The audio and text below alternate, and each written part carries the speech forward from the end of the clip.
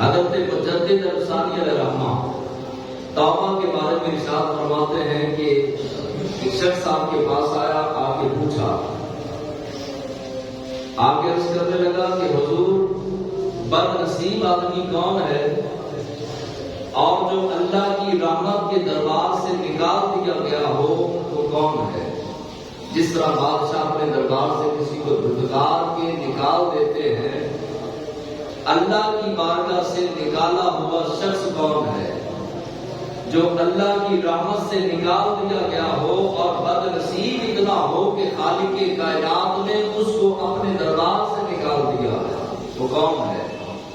مجدد ثانی علیہ رحمہ آپ تھوڑی دیر خاموشی کے بعد بولے، فرمایا کہ بد نصیب وہ ہے اور اللہ کے دربار سے نکالا گیا شخص وہ ہے جس کو رب توبہ کی توفیق نہ دے، جس کو خالق کائنات جس کے دل و دماغ کے اندر توبہ کا تصور ہی نہ رکھے، جس کو فکر ہی نہ ہو کبھی توبہ کرنے کی توفیق ہی رب نہ دے، تو سمجھ لینا کہ اللہ نے اس کو اپنی رحمت کے دربار سے نکال دیا۔ اللہ کی رحمت کے دربار سے، اللہ کی رحمت کے سائبان سے وہ بندہ نکل چکا ہے جس کے دل کے اندر بھی توبہ کا کبھی خیال نہ آئے۔ توبہ کا خیال آنا، سچی توبہ کرنا، اللہ سے صلح کرنا، اللہ سے رجوع کرنا، اللہ کی رحمت کے دامن کے اندر چھپ جانا، یہ خالق کائنات کے فضل و کرم کے کمال کی بات ہوتی ہے کہ اللہ جس کو توفیق بخش دے، مگر دل کے اندر خیال ہی نہیں آتا کہ مجھے اپنے گناہوں سے توبہ کرنی چاہیے۔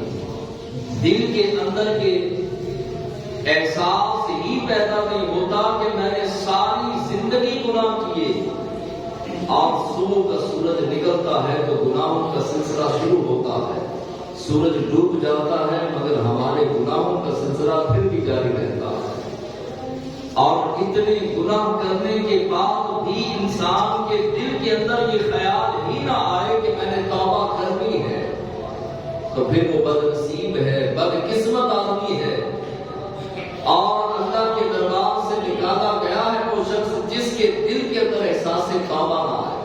توبہ کا احساس ہونا، توبہ کی توفیق ملنا، یہ اللہ کے بڑے بڑے فضلوں میں ایک فضل ہے، یہ اللہ کی بڑی بڑی رحمتوں میں ایک رحمت ہے۔ جس بندے کو اللہ توبہ کی توفیق دیتا ہے، محدثین فرماتے ہیں کہ منشا الہی یہ ہے، اللہ کی مرضی یہ ہے کہ میں نے اس کو بخشنا ہے۔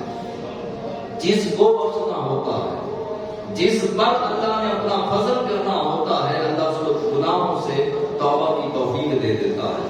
خالق کائنات نے 3 طرح کی مخلوقات پیدا کی ہیں۔ کتنی طرح کی؟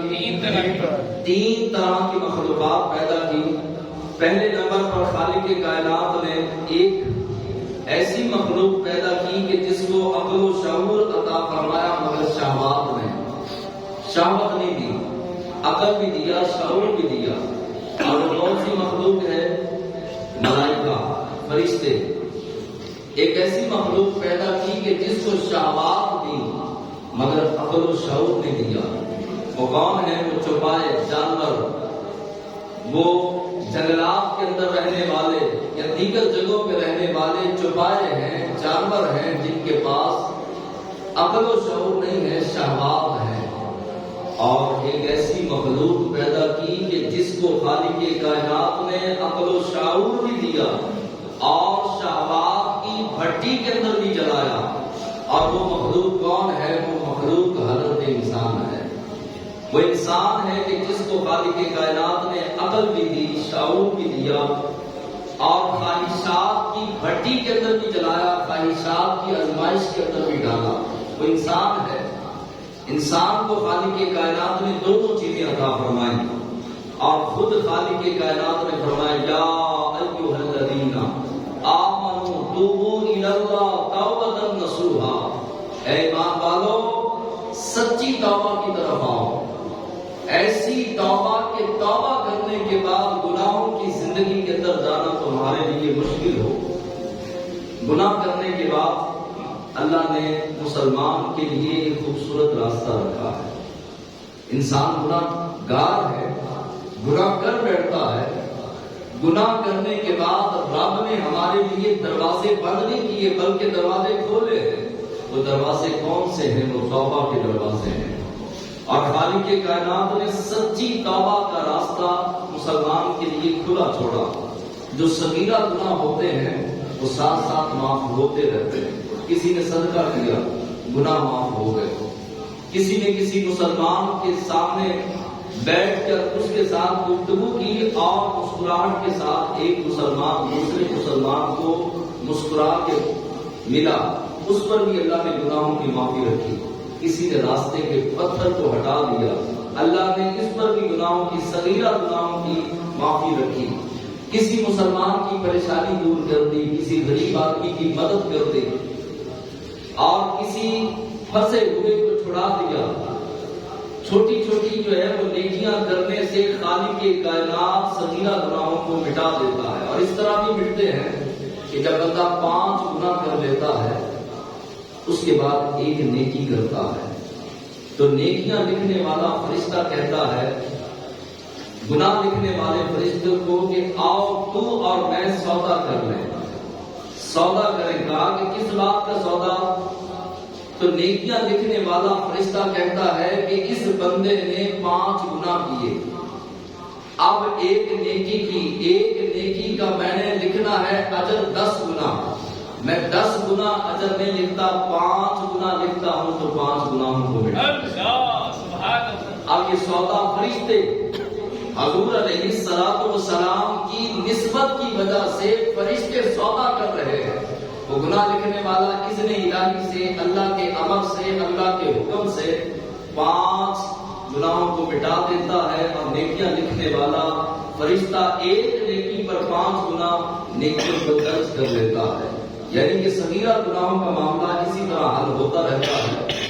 حدیث پاک میں ہے کہ ایک شخص حضور کی بارگاہ میں حاضر ہوا، عرض کیا زار و قطار روتے ہوئے، دل کے اندر یہ احساس پیدا ہو جائے کہ میں بہت گناہگار ہوں، میں بہت سیاہکار ہوں، میں بدعمال ہوں، تو یہ بھی اللہ کا فضل ہے، خالق کائنات کا کرم ہے اس بندے پر جس کو یہ احساس پیدا ہو جائے کہ میں کائنات میں ہوئے زمین پر سب سے زیادہ اگر کوئی گناہگار ہے تو میں ہوں، یہ احساس پیدا ہو جائے۔ یہ بھی اللہ کا فضل ہے، اللہ ہر کسی کے دل میں اس احساس کو بھی پیدا نہیں ہونے دیتا۔ اور آج تو صبح سے لے کر رات تک گناہ کرنے والا ہمارے پاس جب آ کے بیٹھتا ہے کہتا پتہ نہیں کون سا گناہ ہو گیا، نہ جانے کون سی غلطی ہو گئی، 5 نمازیں تو چھوڑ رہا ہے۔ ابھی بھی کہتا ہے نہ جانے کون سی غلطی ہو گئی، داڑھی تو منڈاتا ہے، چگلیاں تو کرتا ہے، غیبتیں تو کرتا ہے، جھوٹ تو بولتا ہے، اور پھر آگے کہتا ہے کہ نہ جانے کون سی غلطی ہو گئی۔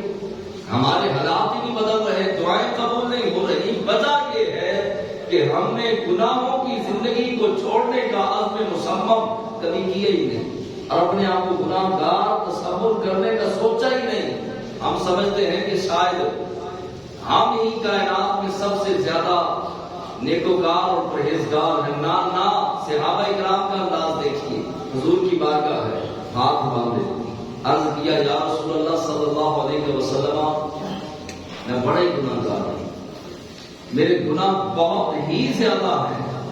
حضور علیہ السلام نے فرمایا کہ کیا تیرے گناہ زمین و آسمان سے بھی زیادہ ہیں؟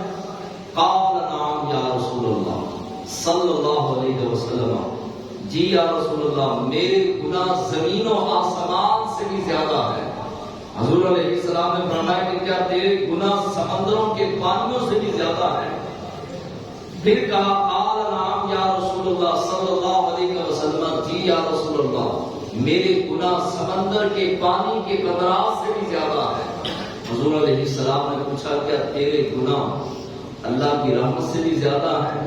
ساتھ ہی آنکھوں میں آنسو آئے، آنسوؤں کی جھڑی لگ گئی، اور ساتھ اشارہ کیا نہیں یا رسول اللہ میرے گناہ تو بہت زیادہ ہیں مگر اللہ کی رحمت سے زیادہ نہیں ہے۔ جب اللہ کی رحمت پہ ناز کیا، اللہ کی رحمت پہ مان کیا، اللہ کی رحمت پہ بھروسہ کیا، اللہ کی رحمت پر توکل کیا، تو خالق کائنات نے جبریل کو بھیجا، جبریل جا کر میرے محبوب کو سلام بھی کہہ دے اور اس کی بخشش کی سند بھی دے رہا اس صحابی کی بخشش کی سند دے کہ اس نے ہماری رحمت پر مان کیا، میری رحمت پہ مان کیا ہے، لہذا میں نے اس کے سارے گناہوں پر معافی کا طلب کیا۔ اللہ کی رحمت پر ایمان رکھنا، اور بعض چاہے علم کی کمی کی وجہ سے اور اس قدر جو ہے وہ جہلا بھی موجود ہوتے ہیں اور جاہلوں کے بھی مختلف درجے ہوتے ہیں۔ ایک پرلے درجے کے جاہل یہ جو ملانگ تلانگ ہوتے ہیں، ان کو کہا جائے کہ جناب نماز پڑھیں، کہتے نہیں یہ نماز تو مولویوں کا کام ہے، بتاؤ جس کا تم نے کلمہ پڑھا اس نبی نے نمازیں پڑھی کہ نہیں پڑھی؟ جس رب کو تم مانتا ہے اس رب نے 750 مرتبہ اسی نماز کا قرآن کے اندر حکم دیا کہ نہیں دیا؟ ہر صحابی، ہر ولی، ہر غوث، ہر قطب، ہر مقدام نے نمازیں پڑھی کہ نہیں پڑھی؟ اب کئی ایسے بدبخت جاہل ہوتے ہیں، وہ کہتے ہیں جناب ہم یہاں نماز نہیں پڑھتے، ہم تو مدینے میں نماز پڑھتے ہیں۔ یا آج کل کے جو بابے اور مسلمانوں کے دشمن، ایمان کے دشمن، شریعت کے دشمن، وہ کہتے ہیں ہم یہاں نماز نہیں پڑھتے، ہم مدینے میں پڑھتے ہیں۔ ایک بندے سے، ایسے بندے سے میری بھی ملاقات ہوئی کئی سال پہلے، تو نماز کا وقت ہوا، وہ پیر تھا، پیر بنا ہوا تھا۔ پیر وہ پیر نہیں ہوتا کہ جو شریعت کا مخالف ہو، شریعت پر عمل کرنے والا پیر ہوتا ہے۔ شریعت کا مذاق اڑانے والا، شریعت کی دھجیاں اڑانے والا وہ پیر نہیں، وہ شیطان ہے۔ خلاف بلکہ یہ آپ نے کشف المحجوب اگر پڑھی ہو داتا صاحب علیہ رحمہ کی کتاب، تو آپ نے فرمایا کہ کوئی پانی پہ چل کے دکھائے، آگ کے انگارے کھا کے دکھائے، ہوا میں اڑ کر دکھائے، اگر وہ اپنے نبی کی سنت کے خلاف چلے گا تو وہ پیر نہیں، وہ شیطان ہے۔ وہ ابلیس کا چیلا تو ہو سکتا ہے، غلام مصطفیٰ نہیں ہو سکتا۔ تو ایک شخص جو ملا تو میں نے کہا اس کو کہ آؤ نماز پڑھے، تو کہنے لگا نہیں مولوی یہاں نماز پڑھتے ہیں، ہم مدینے میں نماز پڑھتے ہیں۔ میں نے کہا سبحان اللہ۔ وہ واش روم میں جانے لگا، تھوڑی دیر بعد میں نماز پڑھ کے آیا تو واش روم میں جانے لگا، تو میں نے بٹھا لیا، میں نے کہا نہیں عصر کا اگلی نماز کا ٹائم ہونے والا ہے، آپ مدینے جا رہے ہیں تو مدینے بھی واش روم ہے، جب آپ نماز پڑھنے جائیں گے وہاں پہ وضو کیجئے گا، وہاں پہ استنجا کیجئے گا اور واش روم سے بھی ہو لیجئے گا۔ میں نے نہیں جانے دینا آپ کو، کیونکہ آپ مدینے نماز پڑھ سکتے ہیں تو وہاں وضو اور استنجا بھی کر سکتے ہیں۔ اب وہ جان چھڑا ہے، وہ کہنے لگا مولانا مجھے جانے دیجئے، میں نے جانا ہے، مجھے بہت تیز حاجت ہے۔ میں نے کہا نہیں، جہاں نماز پڑھتے ہیں وہیں پہ آپ کو جانا پڑے گا اور وہیں پہ استنجا وضو کرنا پڑے گا۔ ایسی جہالت کہ اللہ کے حبیب علیہ الصلوۃ والسلام ظاہری نماز پڑھیں اور یہ کہتے ہیں کہ ہماری روحانیت کی نماز ہے، اور کئی ایسے ہیں کہ کہتے ہیں جناب چھوڑیے یہ تو سختیاں، مولویوں کی سختیاں ہیں، اللہ بڑا رحیم ہے، اللہ بڑا کریم ہے۔ ایک بہت بڑا تاجر آج سے 2-3 سال پہلے آیا اور کہنے لگا کہ میں نے اس کو توبہ کے بارے میں چند باتیں بتائی کہ اللہ کی بارگاہ میں مقبول بننے کے لیے پہلا راستہ انسان کے پاس سچی توبہ کا ہے۔ اللہ جس کو توبہ، گناہوں سے توبہ کی توفیق دے دے تو سمجھ لیجئے کہ اس پر خالق کائنات کی رحمتوں کا بھی برس رہا ہے۔ وہ کہنے لگا اللہ بڑا کریم ہے، بخشنے والا ہے، مہربان ہے، بڑا رحیم ہے۔ میں نے کہا نماز پڑھتے ہیں؟ کہنے لگا نہیں۔ میں نے کہا تلاوت قرآن، اللہ کا قرآن کھول کے رب کا پیغام کبھی سنا، پڑھا، دیکھا کہ میرے رب نے مجھے پیغام کیا دیا، رب کا میسج میرے نام کیا ہے، جو کتاب گھر میں پڑھی ہے وہ اللہ کا کلام ہے، قرآن ہے، کبھی کھول کے دیکھا؟ کہنے لگا نہیں، میں تو قرآن پڑھا تھا بچپن میں، اب تو بھول چکا ہوں، مجھے پتہ ہی نہیں، پڑھنا ہی نہیں آتا۔ تو میں نے کہا کل سے آپ نے دکان نہیں کھول دی، کیونکہ اللہ تو واللہ خیر الرازقین ہے، اللہ تو رازق ہے، مالک ہے، خالق ہے۔ اللہ تو پرندوں کو بھی رزق دیتا ہے جو کماتے بھی نہیں ہیں، دفتر بھی نہیں جاتے، دکانیں بھی نہیں کھولتے، ان کے بھی گھر ہوتے ہیں اور ان کو بھی رزق ملتا ہے۔ تو اللہ رحمان اور رحیم بھی ہے اور رازق و خالق بھی ہے، لہذا آپ نے کل سے کمانا نہیں۔ کہنے لگا یہ کیسے ہو سکتا ہے کہ میں کماؤں گا تو پھر جو ہے وہ نظام کیسے چلے گا؟ میں نے کہا کمائی کی باری آئی تو تجھے ساری بات سمجھ آ گئی، لیکن جب نیک اعمال کرنے کی باری آئی تو جان چھڑانے لگا اور یہ کہہ کے کہ اللہ بڑا رحمان ہے، بڑا رحیم ہے، معاف کرنے ایک ذریعہ ہے. بے شک اللہ رحمان ہے, بے شک اللہ رحیم ہے, لیکن بندہ کرے گناہ اور نیک اعمال سے دور ہٹ کر نافرمانی کر کے پھر کہے کہ اللہ بڑا رحمان ہے تو دوہرا گناہ ہوگا, ڈبل گناہ ہوگا.